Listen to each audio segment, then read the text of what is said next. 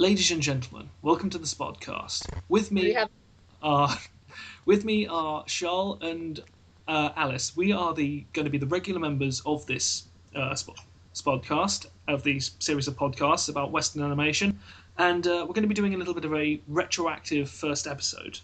We're going to be going through each of us, and we're going to be listing a number of our favourite cartoons, depending on in different categories, which will be in the below bar when we put this up on YouTube.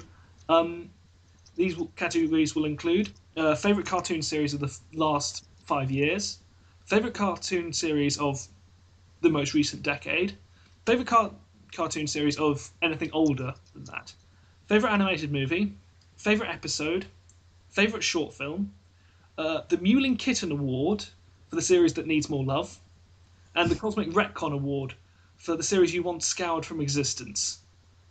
And then we'll be doing all these awards will have to have a 6-word justification behind them. And then we'll be going into the series that you most like to be made, including adaptations and original ideas. Following on from that, we'll just be having a general discussion about our choices. And we'll see where it goes. Is everybody clear on that? Yep. I thought we dropped the original idea thing. Oh, now I need to think of something. Good to say that while we're recording, thanks. It's all right. Yeah, I'm sure I'm sure you'll think of something. You're fairly good at sort of thinking of stuff on the fly. Yeah. Yeah. Okay. Also, we need a theme tune, guys. We do need a theme tune. I was thinking of something of. Should that be something our listeners can decide? A theme tune and a name. Oh dear God. Oh dear. I was thinking something along the lines of if it came to sort of absolute favourite theme tune to us, I was thinking of some kind of some kind of 80s pop rock sort of thing, like it's like sort of in the same vein as Status Quo or stuff like that, or possibly maybe a little bit of David Bowie if people want to add in stuff. But yeah, we can't exactly use any kind of copyrighted material. David Bowie is copyrighted. Yeah. To David Bowie. Yes, but we can't use it because of the fact might get pulled from YouTube. We could sing one ourselves. Oh dear God, this is gonna be terrible. Acapella, there's a star man waiting in the sky. Anyway. Continue that next verse and I'm leaving. I mean, cartoons, we watch cartoons and then talk about them, na na na na na.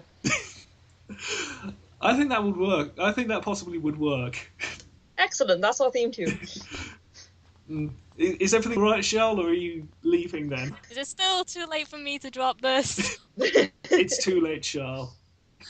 Curse my contract. Yes. Okay, so shall we start off? Charle, do you want to go first?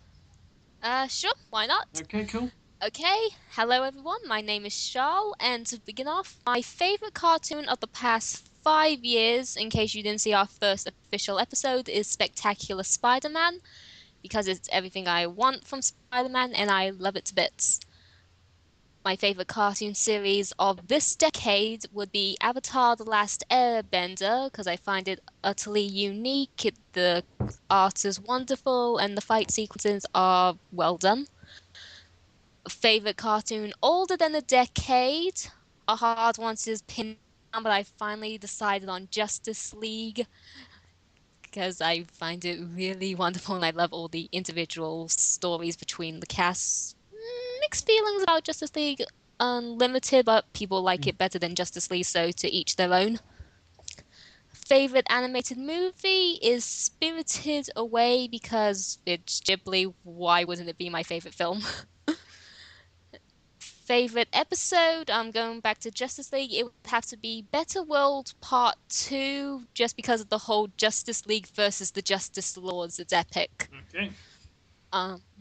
Favorite short animated film, I chose the 2005 Shane Akers original 9.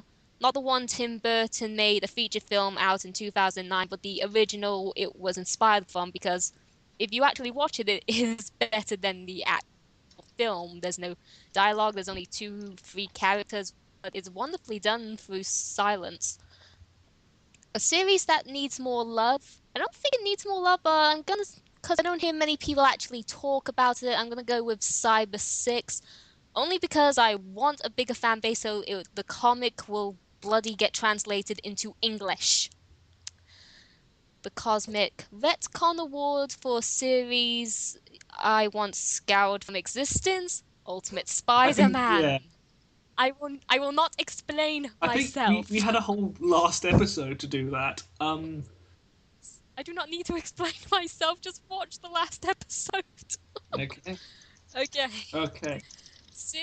Series that I would like to be made I ended up choosing between 2 because I couldn't narrow it down in the end.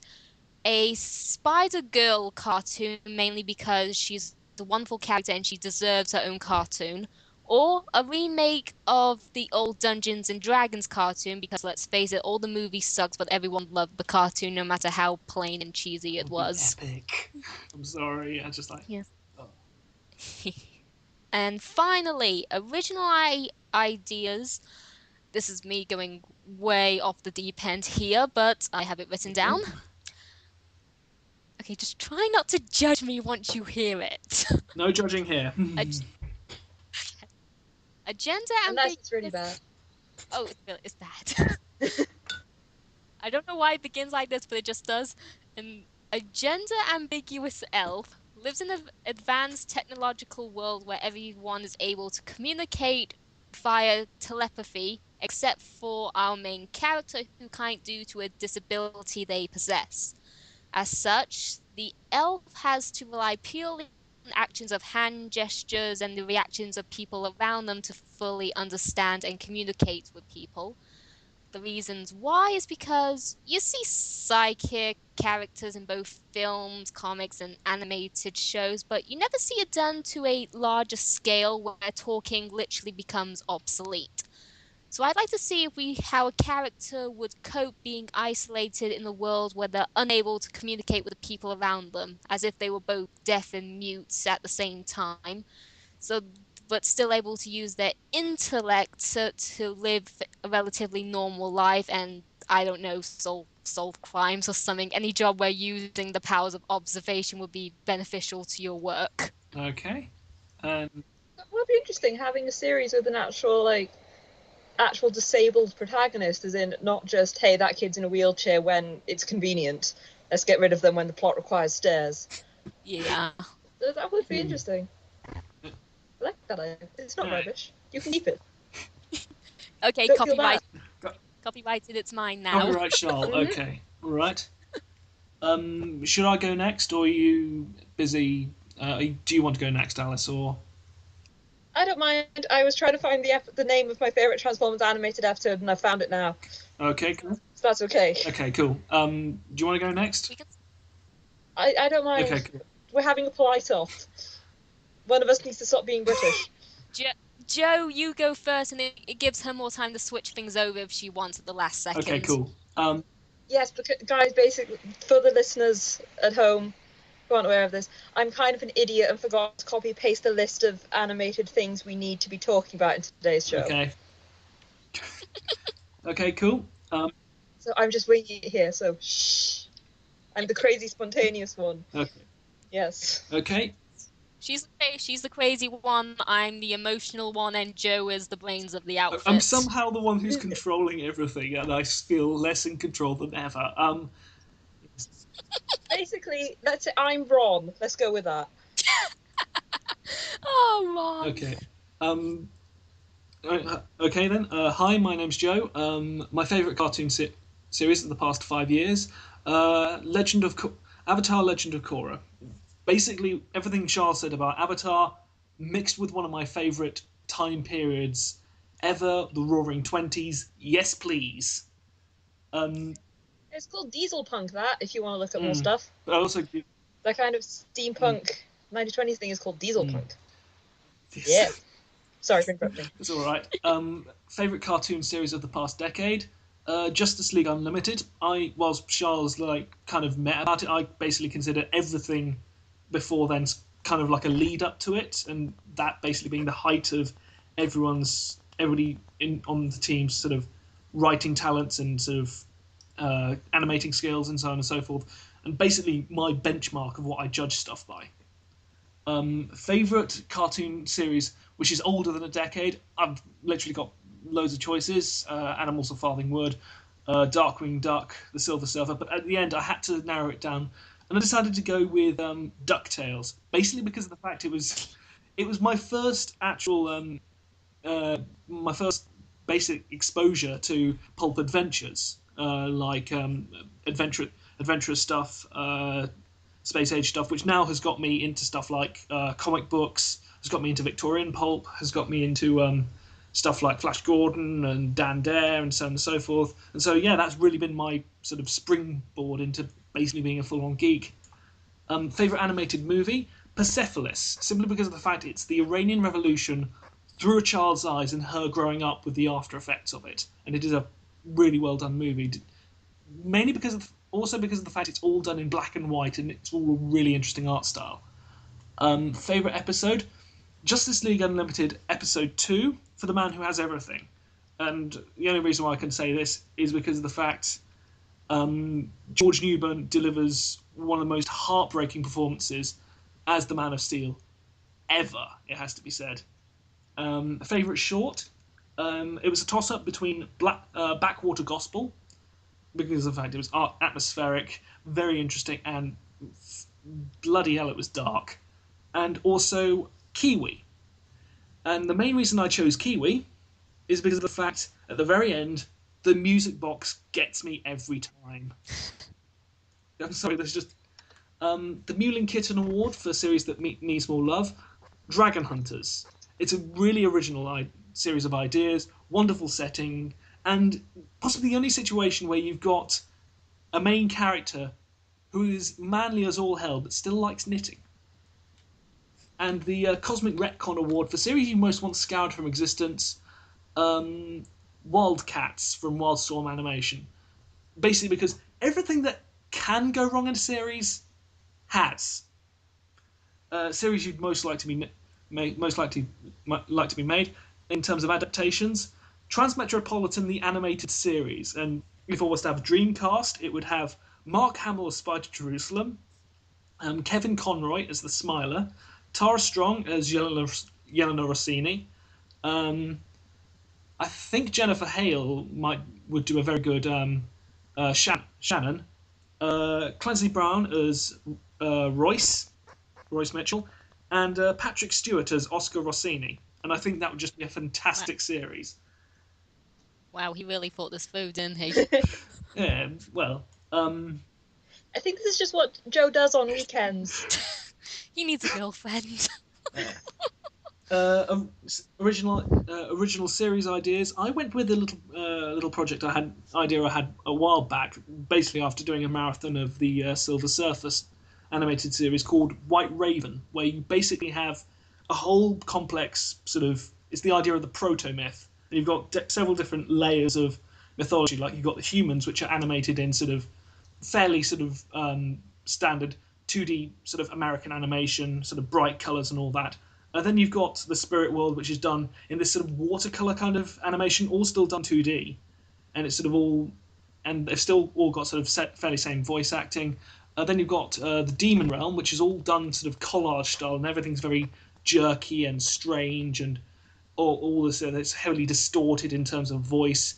And then you've got the sort of God Realm, which is sort of all done CGI.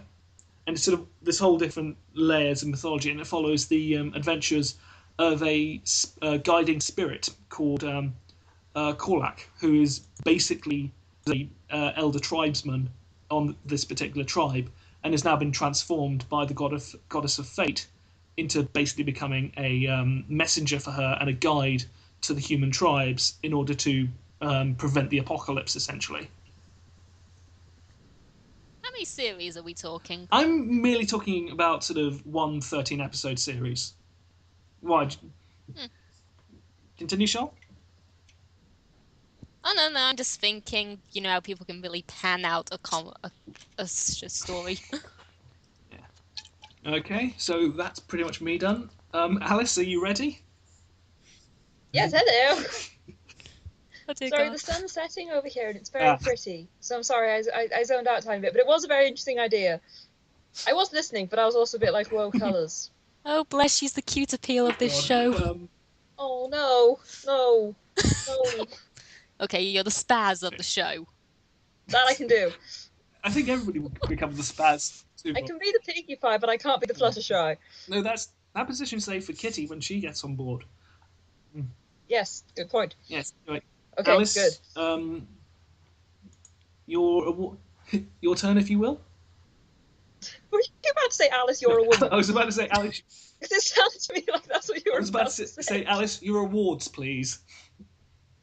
Yes. Oh, right. Okay. Well, hey, listeners. I'm Alice. I'm I'm an English student, so I have a tendency to analyze a lot of things. So that's something you'll be hearing from me a lot. I can't just watch something; I have to analyze it. So, as a result, yeah. Not only does the cartoon have to be good, it also has to be non-problematic for me to enjoy it. But basically, okay. Favorite cartoon of the last 5 years is Adventure Time. Has because there are a lot of like strong contenders for that, but nah, Adventure Time, just because what it does is so brilliant, and that it's, a child's cartoon that appeals to adults as well without resorting the DreamWorks route of, hey, it appeals to adult, let's throw a pop culture reference in there, yeah. But it has such amazing characters, and it's so awesome, and I love the way, like, you see families cosplaying it, it's adorable. Like you see the mum dressed as Princess Bubblegum, and the eldest son as Finn, and the baby is BMO. Oh. And it's just, I have seen pictures like that. It's adorable. You can get lovely space time outfits for babies. It's the best thing. But yeah, Adventure Time, just because all the characters are brilliantly done. It's as well as being brilliantly written. It's also highly entertaining, and the colours are wonderful. It's got a marvelous art style. Yes, I love Adventure Time a lot. My favourite animated series of the last decade would be Transformers Animated. But yes, it was actually the first Transformers cartoon I ever watched, and it sparked something in me that now I'm ordering Joe that we're going to do a Transformers cartoon at some point, because damn it, I'm not going to have watched that many episodes of transforming robots and let that go to waste. Yes. At some stage, we will do it when if a new series comes out. There should be a new season of Transformers Prime at some point. Okay, all right. In existence. I don't know. I don't really keep up with Prime, but Transformers Animated to me was the best Transformers cartoon because it was accessible and paid homage to the other series without being sort of in your face about it. And it was simple and fun, and I loved it. But then they had to choose between whether to finance Revenge of the Fallen or continue with season 4. They made an excellent choice in the end, didn't they? Yeah, hooray for Michael Bay. Mm. That is the Transformers incarnation that I hate the most and can never ever like. Yes. It's just so bad. I've seen the first 2 films and that was enough. There's gonna be a 4th one. I know. Why? I don't know. Anyway, sorry, didn't mean to sidetrack you. No, it's fine. This show's all about sidetracking, so. Okay. My favourite cartoon older than a decade is really a toss-up, because I was gonna say X-Men Evo for the within a decade gap, but unfortunately Transformers Evo aired in like 2000, so it's now older than a decade technically. But then it's definitely a tie between X-Men Evolution and Beast Wars. Yes. It starts off so rubbishly and then gets so amazing. It was incredible. I remember watching that when I was a kid as well. So a real nostalgia trip when anybody brings up Beast Wars. Oh. Who was your... I remember watching it as a child. Just me and my girlfriend Lizzie marathoned it in 3 days. Oh. How did you... Yeah. What that was, it would like start in the morning, and then it would be like 11 at night, and we go, oh, we should probably go to bed, yeah, and then next morning do it all again. Even though the first season is really quite rubbish. Mm. But then it found its footing in the second season, and it's amazing from then on. Absolutely spectacular. And of course, X-Men Evolution is X-Men Evolution, and if you don't like it, then no, you're invalid. You just don't matter. Yeah. Exactly. Yeah. Okay. That's the next category. Animated film? It is animated film, yes. Okay. Feature length or short? Feature length. Feature length. Yeah. Okay. Favorite feature length? Oh gosh. I love so many. I don't know, because favorite like nostalgia one is Beauty and the Beast. Okay. But also I have a very big soft spot for Tangled. Both by Disney, because I am dull. But Persepolis is also very good. Okay. So that was Beauty and the Beast, Tangled, and what's the third one? Are you typing this all down? So I was just like supporting your favorite. Okay. But yeah. Right. Sorry for being problematic. I love too many things. You have too big a heart. Yes. Yeah, exactly. I love too many things. Then it's favorite animated short. No, it's favorite episode. Favorite episode, right?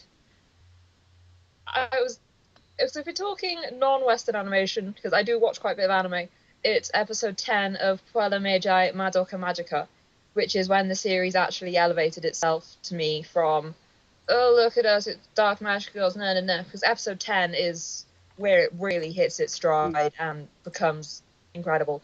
Yeah. My favorite episode of a Western animated cartoon is Survival of the Fittest from Transformers Animated, in which Prowl and Bumblebee...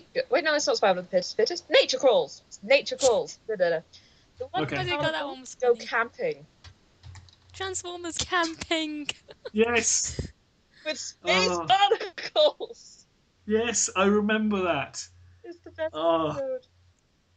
Because Yes, space barnacles... I liked it, but I was disappointed by the fact they didn't really spend that much time with, zombie Transformers. It was kind of like in the last 10 minutes of the episode. I just still found it hilarious anyway, because Prowl and Bumblebee were my favourite characters.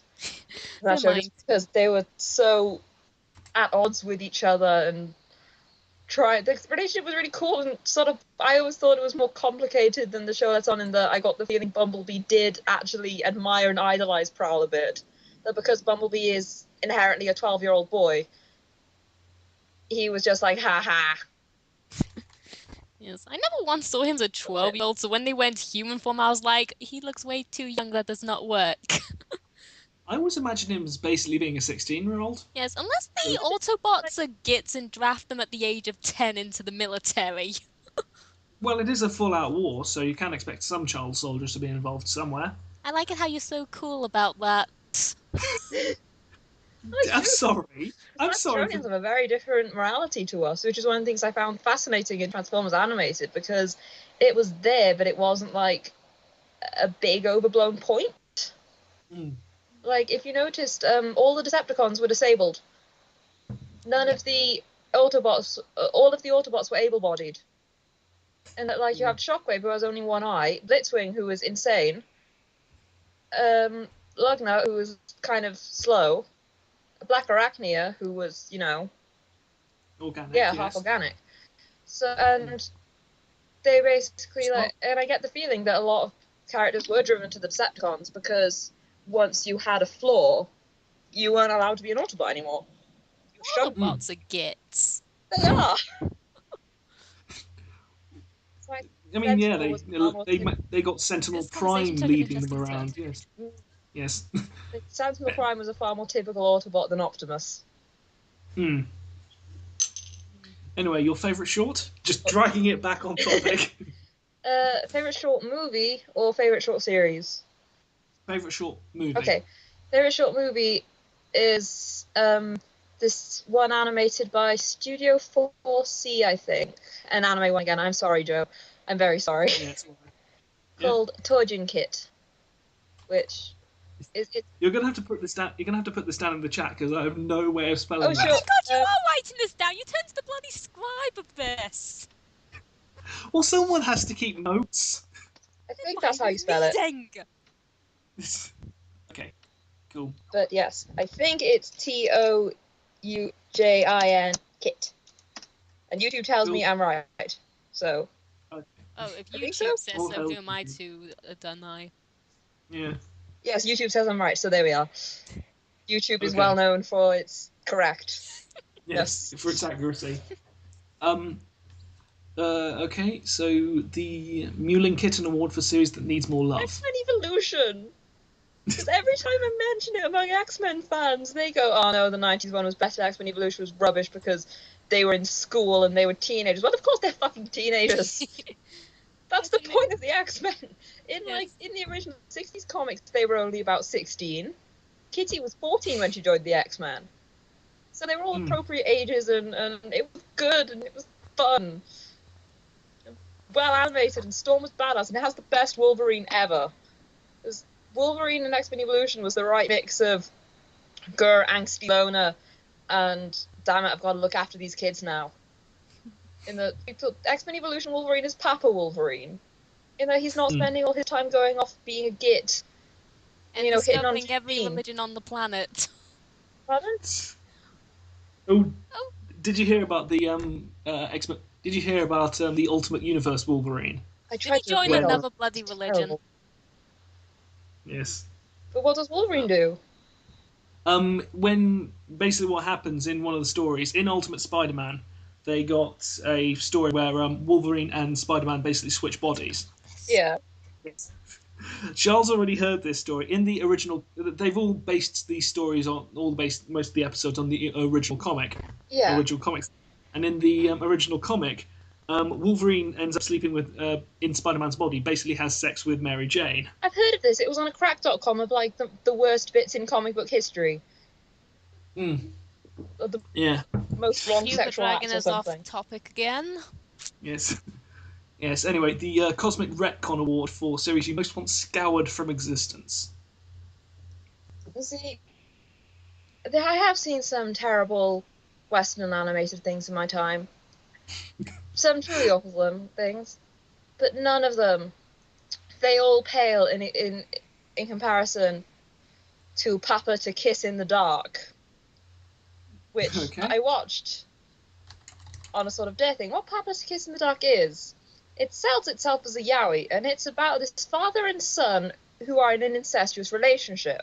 And then it turns out that the father might actually be his uncle or something, and so the son breaks up with him because now it's not incest, it's not okay. The thing is, if it were porn, I would have forgiven it. If it was porn, then yes, sure, go ahead. Be as wrong and hilarious as you like. But it's not even porn. You're supposed to take it seriously as an emotional roller coaster. Oh dear. On top of that, it's badly animated. So yes, just if ever you think, the Winx Club is bad, Totally Spies is bad, but Papa to Kiss in the Dark is the worst. My God. The plot doesn't even make any sense. It's terrible. I'm making what the fuck faces over here. Just the moment I heard there's about this father and son who are in an incestuous relationship. Oh, I already zoned out at father and son. I knew where she was going with this.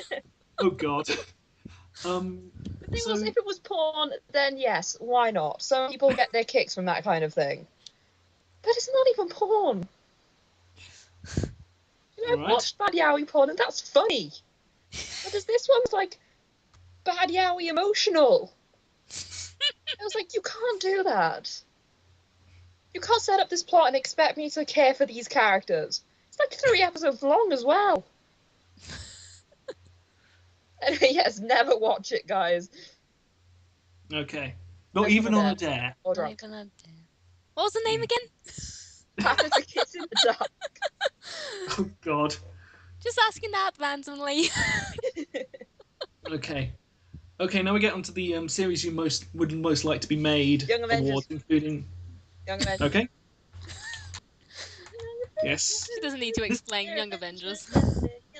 This is a topic. This is something very close to your heart, is it?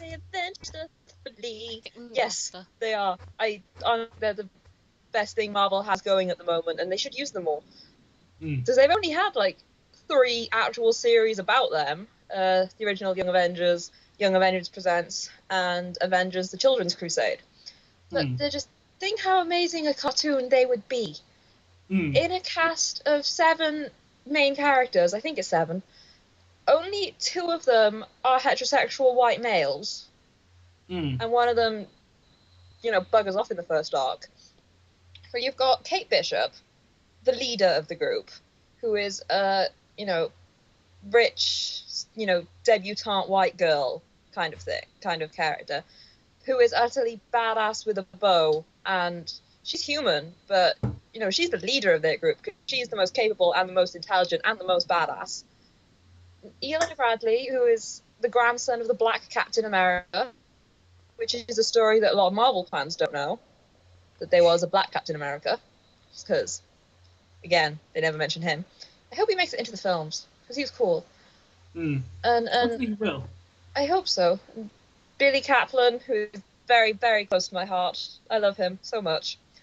It's gay Jewish Avengers fanboy, and his boyfriend, Teddy Altman, who I can't explain more of because spoilers. But...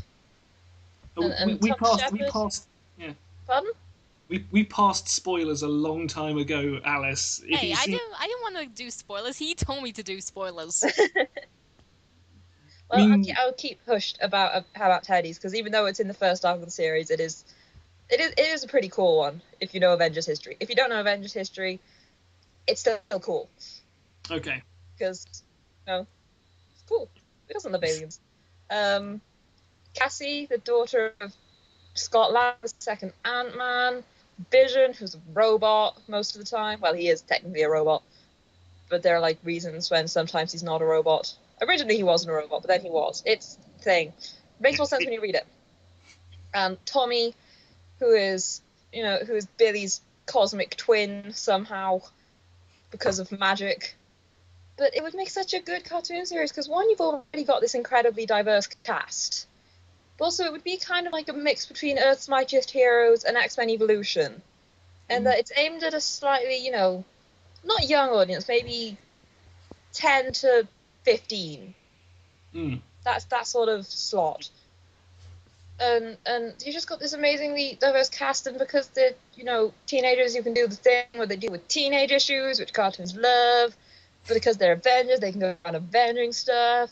And also because they're Avengers, that you can get Tony Stark in there, and Cap, and Thor, Hawkeye, all the money makers.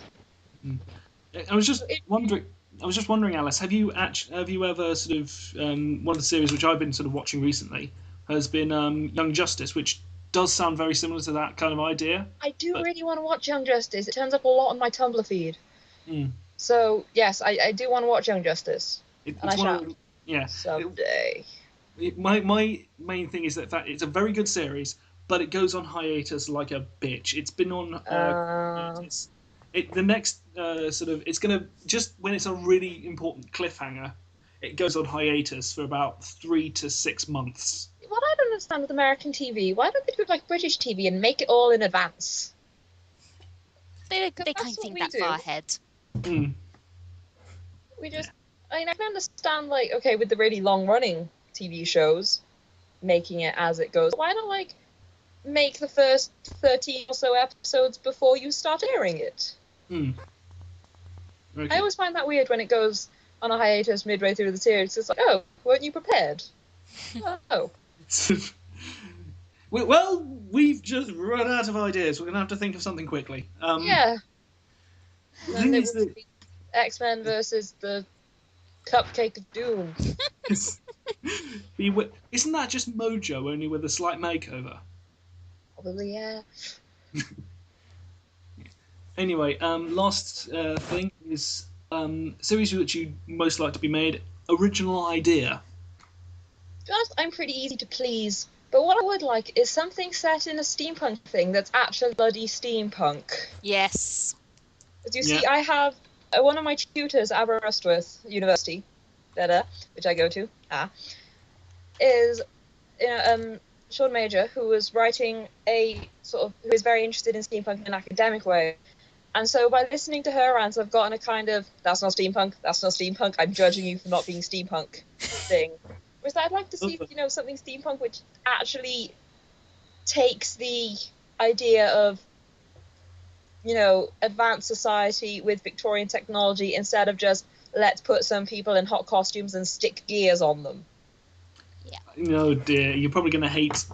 I've been trying to make a board game which is basically sort of mainly themed around sort of old Victorian pulp series, but it's got quite a lot of steampunk elements in it. Well, And just the steampunk, it's a science. Yes, That was that's the why I thing. love it as well. You can find logic in its own dimension. Yeah, it can be bullshit science. Yes, but Yeah. it can be science, and it can make sense, and if you work hard enough, you can make it possible, but really the resources would have run out a long time ago, but that's besides the point. Yeah, but one of the things Sean was telling me that super annoys her, and now by extension super annoys me, which is when you get steampunk laser guns. oh yeah, That's That's not steampunk. That's not steampunk. No, it isn't. I mean, That's why I think that, and this is just a pointer for all writers, which is a good one if you're trying to do steampunk. Which one said, diesel punk and cyberpunk is mini. Steampunk is big. So if you want to power that, super blaster gun, you're gonna need gonna need to be dragging a small factory behind you. You can have your steampunk robots, just remember they need to be huge.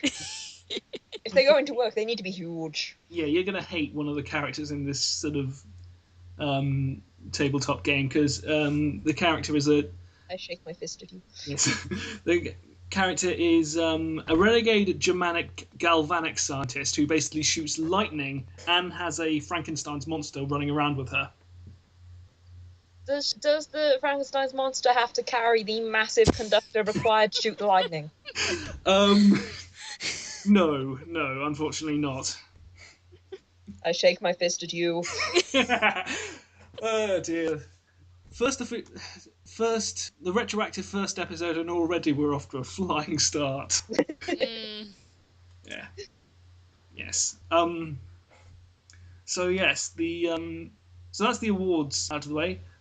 Charle, what was your? Oh, was I meant to be talking about those in 6 words or less? Oh. I tried to talk about them in 6 words or less. Now I feel I'm guilty so because sorry. neither of you guys did. I am so sorry. We buggered that ages ago. It's all I right. just get so enthusiastic. Yeah, it's fine. It's fine. Enthusiasm is good. Charle, what was your favourite animated movie again? Because I've kind of forgotten it. It's Spirited Away. I said I would send you this anyway, and I had a really tough choice because originally I wanted How to Train Your Dragon, but it was like, no, must resist. Train Your Dragon. Yes, it's so wonderful and so cute, and every time I close my eyes, I see cute little Toothless snapping his teeth. It was just such a lovely film because it's also lovely that it's the first one, DreamWorks takes itself really seriously. Instead of trying to keep its audience's attention with, hey, look at this pop culture reference, woo! Yes, there's only one complaint I have about that entire film, and it's really just the kids, and I'm like, you have this lovely Viking society and everyone's acting their plays, and why are these American teenagers here? They should have their skateboards and be going off to high school. None of this makes any sense. They don't even have the accent. Except Hiccup. I mean, if they were Except the kids. Maybe that's why everyone hates Hiccup. He's American. If they were Native American sort of kids, that would make sense because the Vikings did actually sail over to the. Actually, that would make it. That would be interesting because I can understand why the Vikings, because that's what it is in the original book. But damn, why aren't there more animated things with Native Americans in? Why are there not enough media that contain non-white people? Because like a disease. Because of the fact if there were more things which contain non-white people, then the Boondocks will be going out of business. This is why I want a Young Avengers cartoon, because you've got them non-whites, you've got them Jews, you've got them gays, everywhere. You just need a Muslim disabled character, and it all rounds out a nice collective cohesion of multiculturalism. Maybe at one point they could go to Britain and meet Farida. Is that her name? Yeah. The amazing Muslim chick from Captain Britain. Yeah. It is Fatima. It is Fatima. Yeah. God, what's her name? Dr. Fatima. Yeah. Who has the ability to make things come apart. Is that why there's that really icky panel of like Captain Britain exploding? It's the no, don't think it's Captain Britain. It's the Black Knight. I think it's Ah, She basically has the ability to make things come apart on a molecular level, and then put them back together again. So basically, she's the ultimate surgeon.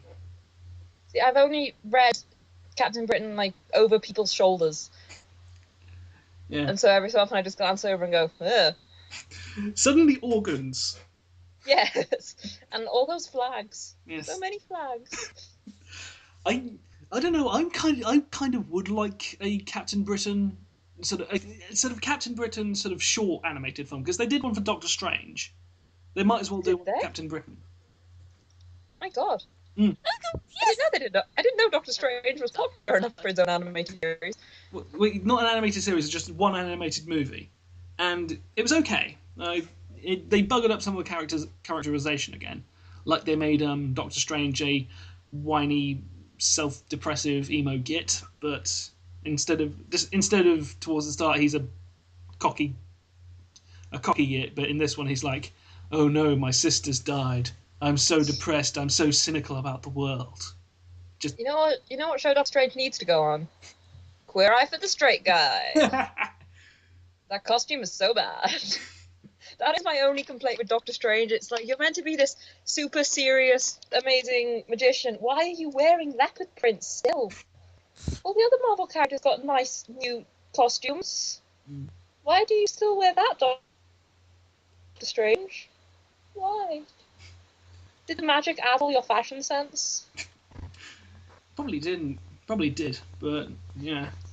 I still like Doctor Strange, but seriously, bro, is Billy Kaplan expected to wear that when he becomes Grand Magician Supreme? I think he's only meant to wear the chain. It's kind of like Oh, that's all right then. it's kind of like becoming a mayor. You're only supposed to wear the chain. Everything else is just free reign. I think that's how it works. So if I was May, I could go Billy around can in my actually bathing wear something suit. flattering with that cape. Yes. If I was a superhero, I'd try to wear something sensible.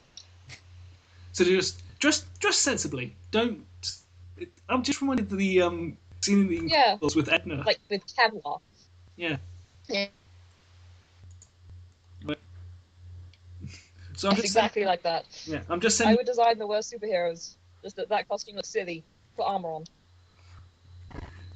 Body armor on everything. There you go, Alice. Here's the first part of the Doctor Strange Sorcerer Supreme animated movie. Ooh, thank you. Have fun. Actually, another honourable mention I'd like to mention for the my sort of best thing in the last decade would probably be Batman the Brave and the Bold. Just throwing it out. I think you want to watch that. It sounds amazing. It's basically a return to the sort of campy 60s Batman, but it's all done with sort of massive amounts of comic continuity and musical numbers. Lizzie watched a couple of episodes of it with her little brothers, and she said there was an episode in which Batman has to go through history and like stop this time traveler with all the historic Batmans, including Caveman Batman and Pirate Batman. And Roman Batman as well. Roman Batman, I'm like, that's genius! Please can Batman be more like that instead of like, I'm Batman. I'm gonna brood over here. Brood in the corner. But he dresses up as a giant freaking bat. Mm. He's got to have some sense of camp. But yes, that's another series which I'd sort of put on the recommended list, along with Avengers: Earth's Mightiest Heroes, of course. It's such a shame it's ended. Apparently it's not quite ended. It's just not been renewed. Mm. It's kind of weird. It's in a sort of limbo. Well, that they might theoretically start it up again, but it's strange. But you'd think with the success of the films, they would be all over that. They're more. I think they're going to be doing. They're doing this new series of Avengers Assemble, which is more in line with the sort of movie cast of characters, rather than doing it with a whole bunch of people who are dressed up in mainly 60s costumes. So there's going to be no Wasp. There's going to be no Giant Man. There's going to be no Miss Marvel. There's going to be no Vision. No! No There's going to be no Black Most Panther. Earth's Mightiest Heroes. That's why I overall liked Earth's Mightiest Heroes more than the films. Mm. Because you had Janet and what? Janet is Carol. what am I talking about? But you had all these awesome characters that didn't make it into the film. So it had more ladies, and there was always the possibility that they would end up with all the characters necessary for Young Avengers spin-off. They were slowly kitting the bingo slots for who they needed for my babies. Charle, you've just been amazingly quiet here. You've just been sort of listening to all this insanity here. Oh yeah, I joined out a while ago. I'm actually at Pottermore. I can finally get on to chapter 1 of Chamber of Secrets. I'm set. Sorry, I'm back. It's all right. Goodbye, Pottermore. I think so. Apart from, I'm just wondering about. I've just been thinking about that the idea of the telepathic elf thing. Charle. My idea. Yes, your idea. Your idea, copyrighted.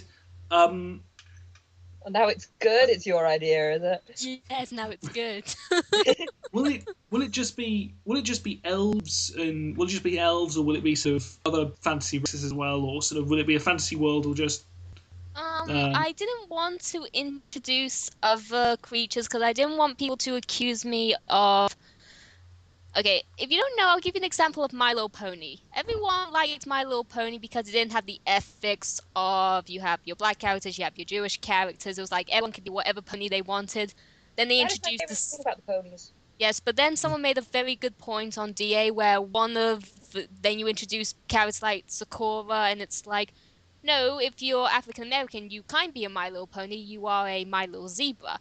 And when they go off on Applejack goes off to, I think it's her cousin's ranch or something, they come across these, I think they're buffaloes or something. Native And American buffalo, yeah. yes, and it's like, oh, if you're Native American, no, you can't be a My Little Pony. You are a buffalo. And I thought that's a very good point. And it seems like the ponies are actually meant to be all white, even if they don't say that. So I just wanted to keep with the whole elves thing because I didn't want to introduce like dwarf and say, ooh, I like this elf. I want to draw my character. No, because of your race, you have to be a dwarf. I didn't want to get into that dilemma. Okay. Actually, that brings up a very good point because the fact My Little Pony is sort of slowly going through the. I really want them to do some.